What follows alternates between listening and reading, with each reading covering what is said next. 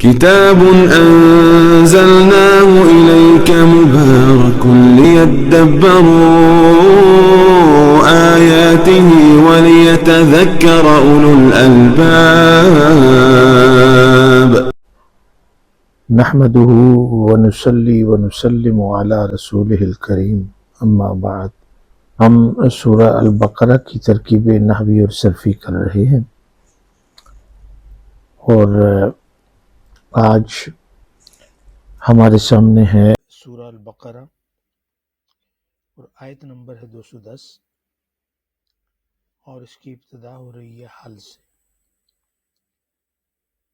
حل آپ کو پتہ ہے کہ اس کو اسم استفہام کہا جاتا ہے، لیکن استعمالات کے لحاظ سے اس کے معنی بھی مختلف ہو جاتے ہیں اور اس کے نام بھی مختلف ہو جاتے ہیں، اور اس کو ہم کیا کہتے ہیں؟ اسم استفہام، اور یہاں پہ یہ ہوگا اسم استفہام انکاری۔ اور جب اس میں اللہ کا استعمال کیا جائے تو یاد رکھیں کہ اس کے معنی نفی کے ہو جاتے ہیں، پھر اس کے معنی استفہام کے نہیں رہتے۔ اگر میں اس کو اکیلے میں پڑھوں حل ینظرون،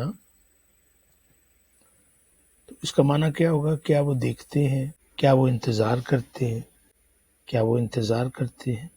لیکن جب یہاں پہ اللہ لگا ہوا ہے، اب یہاں پہ حل کے معنی نفی کے ہو گئے، یعنی ما ینظرون، لا ینظرون، وہ انتظار نہیں کرتے، وہ دیکھتے نہیں ہیں، الا مگر۔ اب یہاں پہ ینظرون کیا ہے؟ اس کو کہتے ہیں فعل مضارع مرفوع بثبوت النون۔ یہ جو نون لگا ہوا ہے یہ اس کے مرفوع ہونے کی نشانی ہے۔ آپ کو پتہ ہے کہ جو افعال خمسہ ہیں فعل مضارع میں، وہ مرفوع ہوتے ہیں اس نون کے ساتھ جو کہ نون اعرابی ہے، تو ہم کہتے ہیں کہ یہ مرفوع ہے بثبوت نون۔ اور اس میں جو آپ کو واو نظر آ رہی ہے یہ ساکن ہے، یہ دراصل ضمیر متصل ہے، اس کو کہتے ہیں ضمیر متصل مبنی علی السکون محلاً مرفوع فاعل۔ اس کا جو محل ہے وہ رفع کا ہے، چونکہ یہ فاعل ہے، یہ واو الجماعہ اس کو کہتے ہیں۔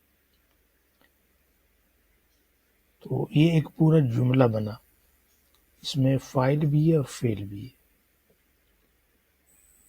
اللہ اس کو کہتے ہیں ادات و استثناء نحویوں کی بولی میں، اور بلاغیوں کی بولی میں اس کو کہتے ہیں ادات و حصر۔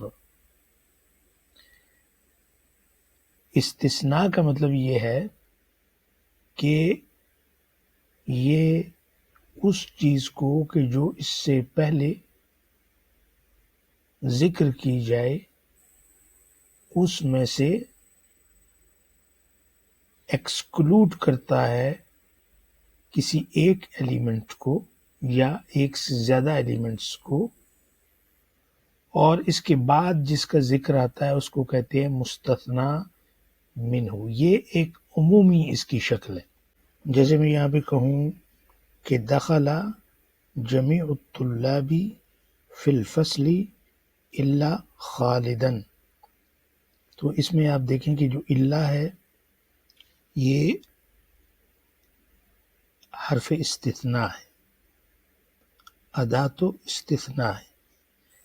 تو چونکہ جملہ مثبت ہے، تو جب جملہ مثبت ہوتا ہے تو الا کے بعد جو مستثنی کہلاتا ہے کہ جس کو ایکسکلوڈ کیا جاتا ہے، مطلب کیا ہوگا کہ کلاس میں سارے کے سارے طلبہ داخل ہوئے مگر خالد داخل نہ ہوا، یعنی خالد کے علاوہ تمام طلبہ کلاس میں داخل ہوئے، تو خالد کو آپ نے باقی جو طلبہ ہیں ان میں سے ایکسکلوڈ کیا ہے، تو اس لیے اس کو کہیں گے مستثنی منہ۔ یہ تو ایک نارمل جو ادات استثناء ہے اس کی ایک مثال تھی۔ یہ جو مثال میں نے آپ کو دی، اس میں جو مستثنی منہ ہے وہ طلاب ہیں، اور جو مستثنی ہے وہ خالد ہے۔ خالد کو طلاب سے نکالا گیا، اس کو ایکسکلوڈ کیا گیا۔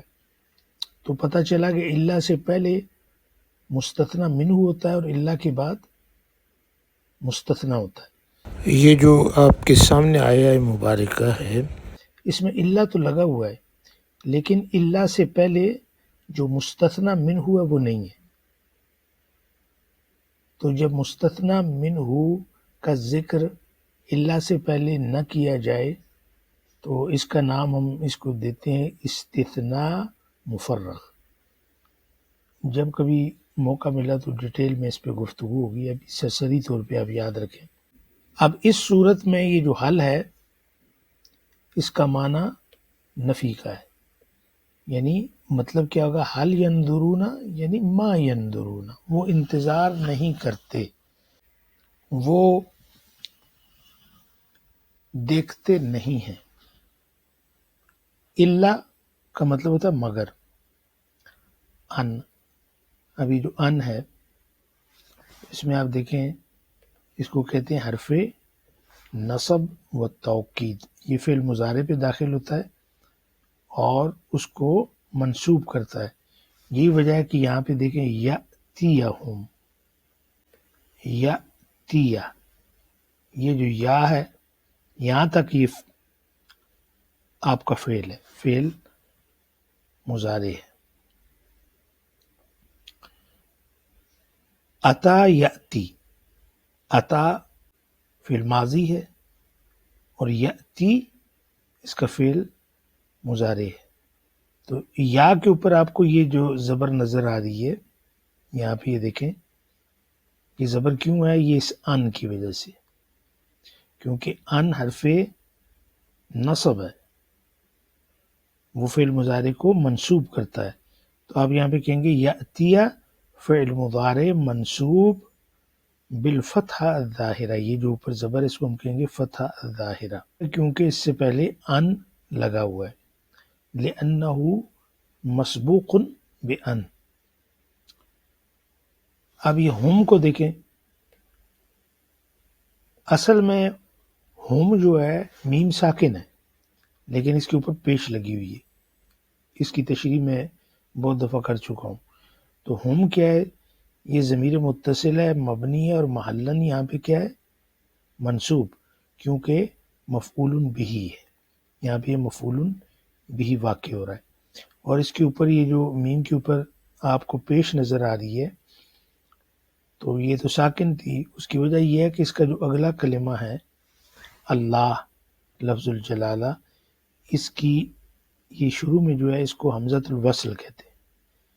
یہ حمزہ ہے، الف نہیں ہے، یہ حمزۃ الوصل ہے۔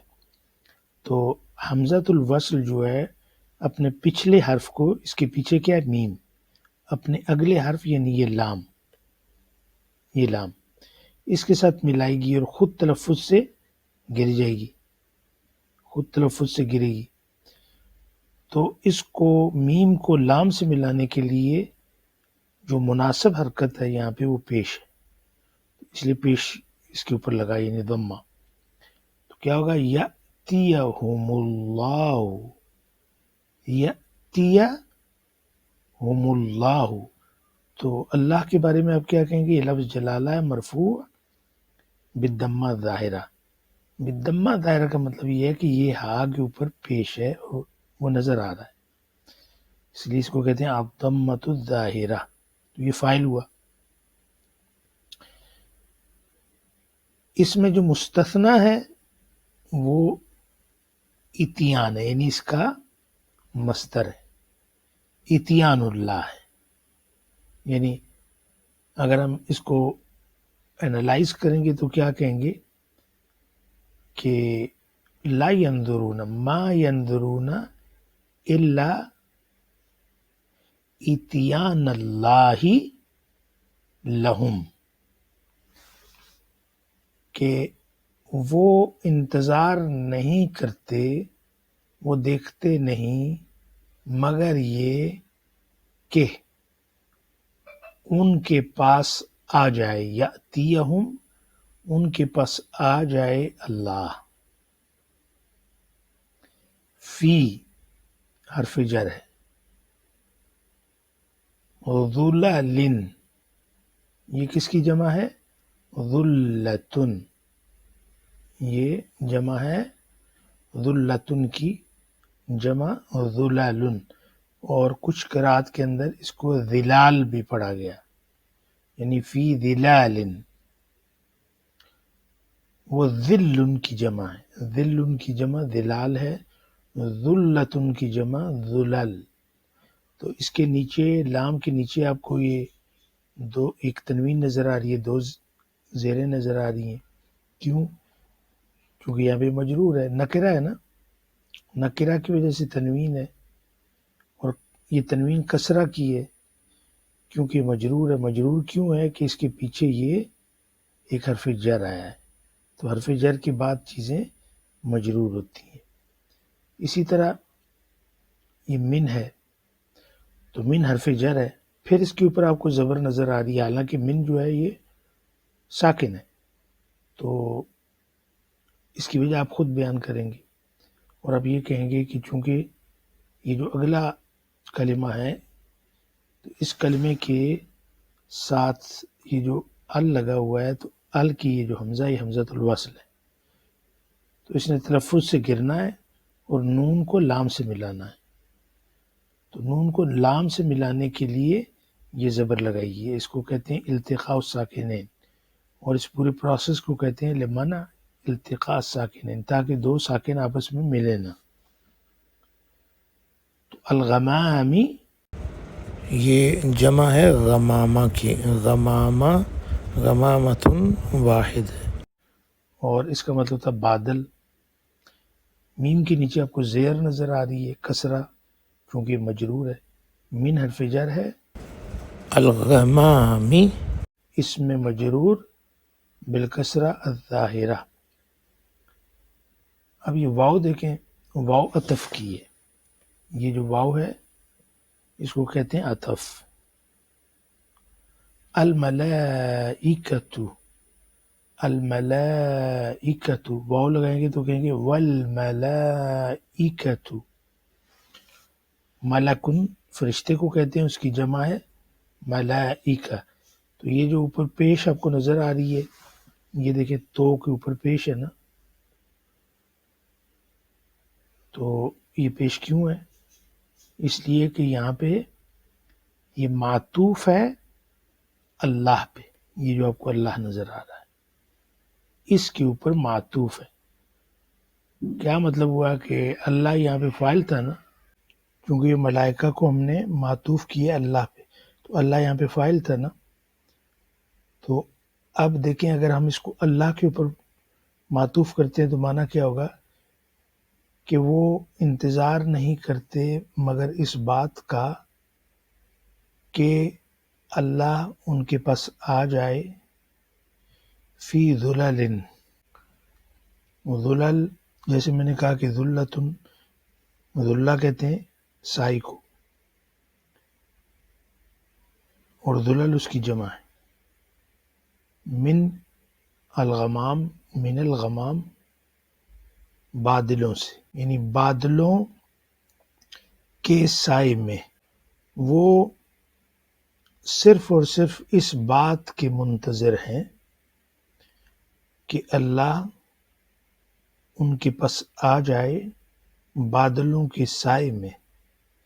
والملائکۃ، اور فرشتے بھی، یعنی فرشتے بھی آ جائیں. تو اس کو واو کے بعد رکھا گیا. اگر آپ نے اس کو معطوف کیا اللہ پہ، تو جیسا کہ آپ نے دیکھا کہ تا کے اوپر پیش ہے، تو اس کا مطلب ہے کہ یہ معطوف اللہ پہ ہے، تو اس کا یہ ترجمہ بنے گا. لیکن کچھ قرات میں ملائکہ کو ذلل پہ معطوف کیا گیا، اس صورت میں تا کے نیچے زیر ہے، یعنی اس صورت میں آپ اس کو پڑھیں گے والملائکتی، یعنی ایک قرات اس کی یہ بھی ہے. پھر معنی جو ہے تھوڑے سے چینج ہو جائیں گے کہ وہ صرف اور صرف اس بات کے انتظار میں ہے کہ اللہ آ جائے ان کے پاس بادلوں کے سائے میں، والملائکتی اور ملائکہ کے ساتھ۔ تو بعضوں نے اس کو ملائکہ کو غمام کے اوپر بھی معطوف کیا، اس صورت میں بھی تا کے نیچے زیر پڑی گئی ہے۔ ملائکہ کو غمام کے اوپر اگر معطوف کریں تو پھر اس کا مطلب کیا ہوگا کہ اللہ موجود ہو فرشتوں کے سائے میں، لیکن جو مروجہ قرأت ہے اس کے اندر تا کے اوپر پیش ہے، تو معنی کیا بنیں گے کہ وہ صرف اور صرف اس انتظار میں ہے کہ اللہ اور فرشتے بادلوں کے سائے میں ان کے پاس آ جائیں۔ وَقُضِيَ الْأَمْرُ، یہاں پہ یہ واو استئناف ہے، ایک نیا جملہ شروع ہو رہا ہے۔ ابھی دیکھیں قضیہ، یہ جو قضیہ ہے یہ قضا جو فعل ماضی ہے اس کا یہ پیسو وائس ہے، اس کو میں تھوڑا سا آپ کو سمجھا دیتا ہوں۔ یہ آپ کے سامنے میں نے لکھا ہے قضیہ، اور اس کا جو ماضی ہے وہ ہے قضا، اور کہتے ہیں قضا یقضی، قضا یقضی فیصلہ کرنا، اور اس کا جو مصدر ہے وہ ہے قضا، یہ اس کا مصدر ہے جس کو آپ اردو میں بھی استعمال کرتے ہیں نا، قضا و قدر، آپ کہتے ہیں قضا، تو یہ اس کا مصدر ہے قضا یقضی، قضا اس نے فیصلہ کیا، یقضی وہ فیصلہ کرتا ہے، قاضی اسی میں سے ہے، قاضن ال لگائیں گے تو القاضی۔ تو یہ جو قضیہ ہے یہ دراصل اس کی پیسو وائس ہے، یہ ایکٹیو وائس ہے، یہ مضارع کی ایکٹیو وائس ہے۔ یہ جو ہے قضیہ اس کو کہتے ہیں مبنی للمجہول، فعل ماض مبنی للمجہول، اور مبنی لما لم یسمى فاعلہ، یہ بھی کہتے ہیں کہ جس کا فاعل نہیں ہوتا۔ یہ دیکھیں نا، میں یہاں پہ ایک لفظ لکھتا ہوں، میں کہتا ہوں کتبہ، کاف کے اوپر زبر ہے، تا کے اوپر بھی زبر ہے، با کے اوپر بھی زبر ہے، کتبہ، اس کا وزن کیا بنا؟ فعل، یہ وزن ہے نا۔ یہ دیکھیں پہلا فا جو ہے وہ کاف ہے، اس کو کہتے ہیں فا کلمہ۔ اسی طرح یہ جو تا ہے یہ کون سا ہے، کس کے مقابلے میں؟ عین کے مقابلے میں، تو اس کو عین کلمہ کہتے ہیں۔ اور یہ جو با ہے یہ کس کے مقابلے میں ہے؟ لام کے مقابلے میں، تو یہ با لام کلمہ ہے۔ یہ نام ہم نے رکھے ہوئے ہیں نحو میں، کاف فا کلمہ ہے، تا عین کلمہ ہے، اور با لام کلمہ ہے، تو یہ ایکٹیو وائس ہے۔ کتبہ کا مطلب اس نے لکھا۔ تو اب اگر اس کو میں پیسو وائس بناؤں کہ کوئی چیز لکھی گئی، تو اس صورت میں کیا ہوگا؟ یہ جو کاف ہے اس کے اوپر آپ پیش لے کے آئیں گے، یہ جو تا ہے اس کے نیچے آپ زیر لے کے آئیں گے، اور با جو ہے اس کے اوپر زبر رہے گی، کتبہ۔ اب جو ہے وزن کیا بنا؟ فعلہ۔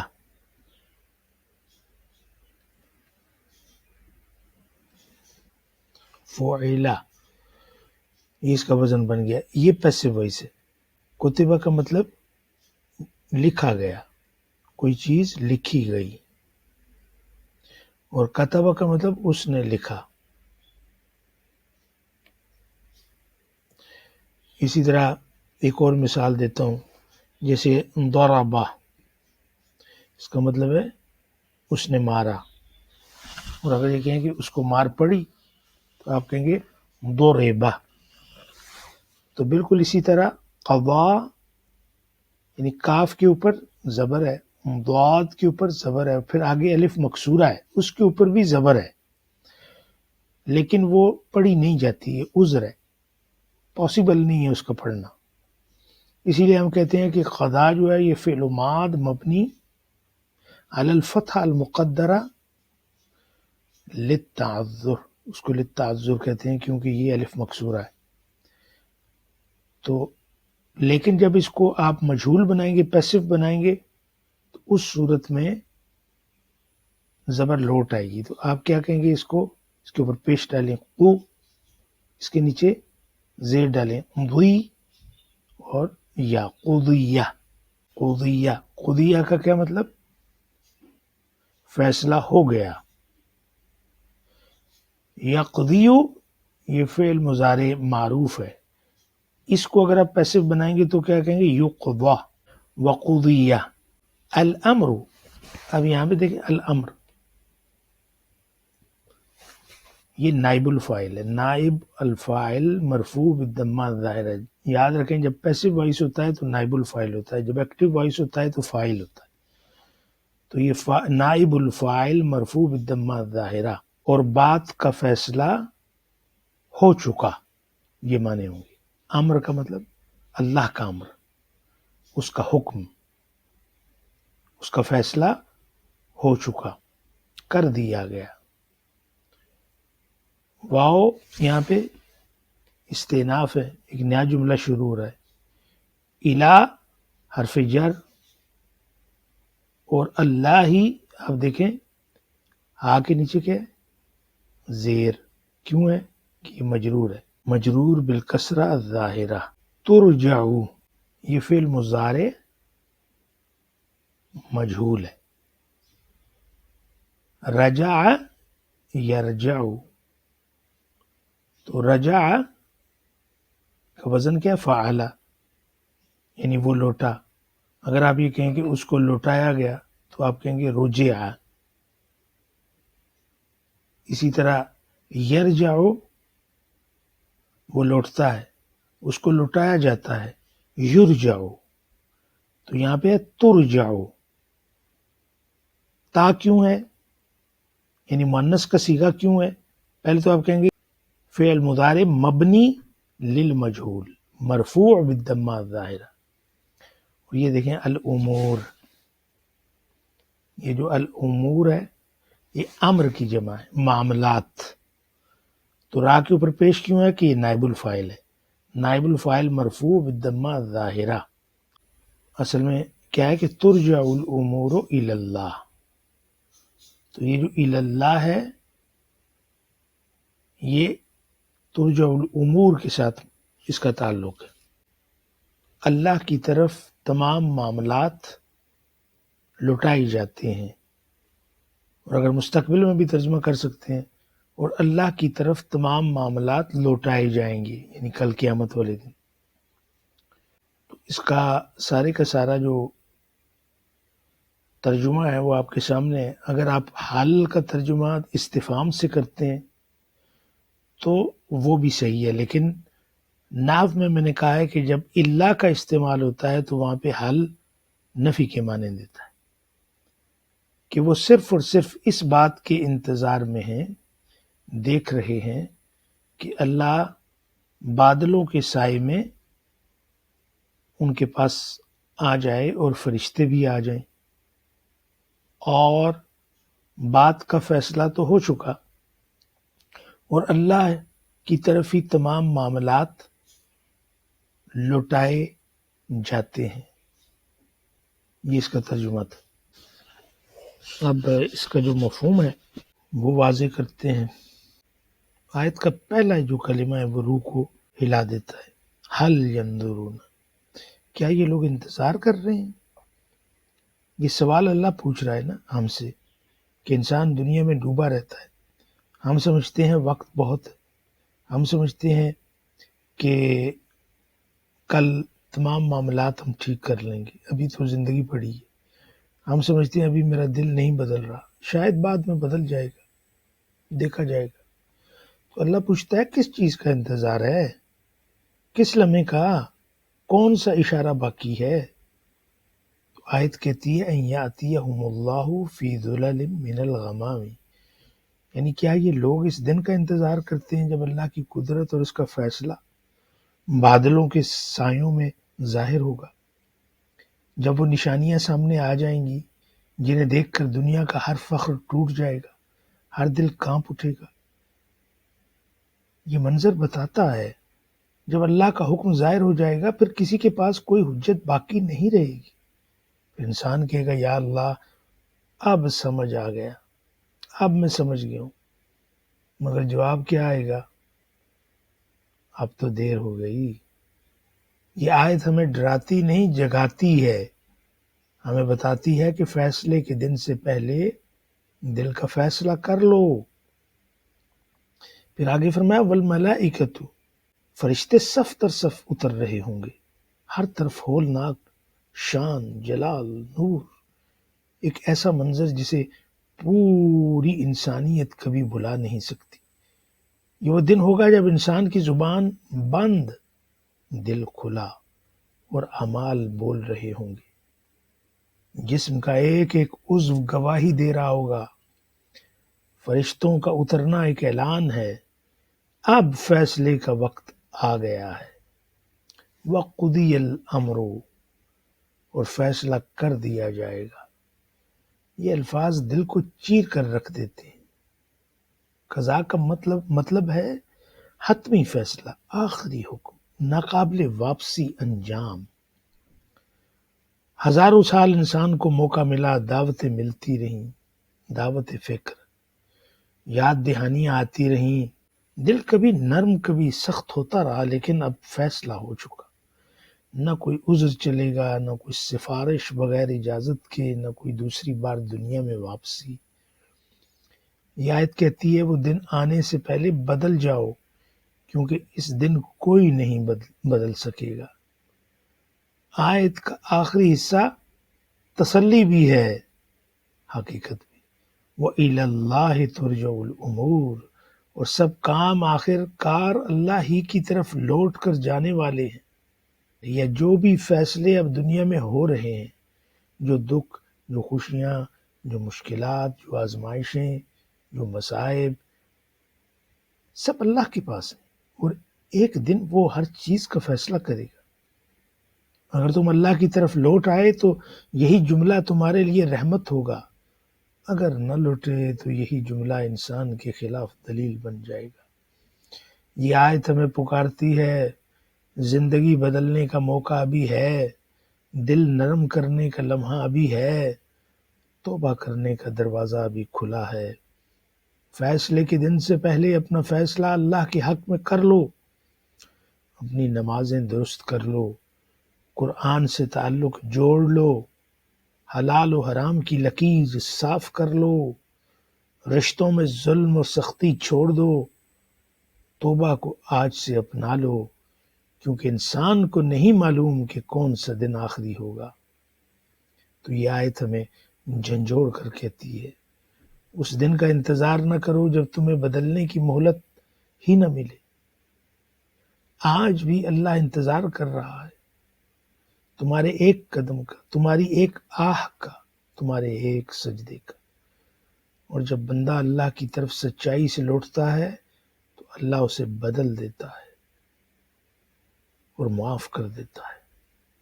اے اللہ، ہمیں اپنے فیصلے کے دن سے پہلے ایسا بنا دے کہ ہم تیرے ہو جائیں اور تیرا رحم ہمارے لیے کافی ہو جائے۔ آمین یا رب العالمین۔ وما علینا الا البلاغ۔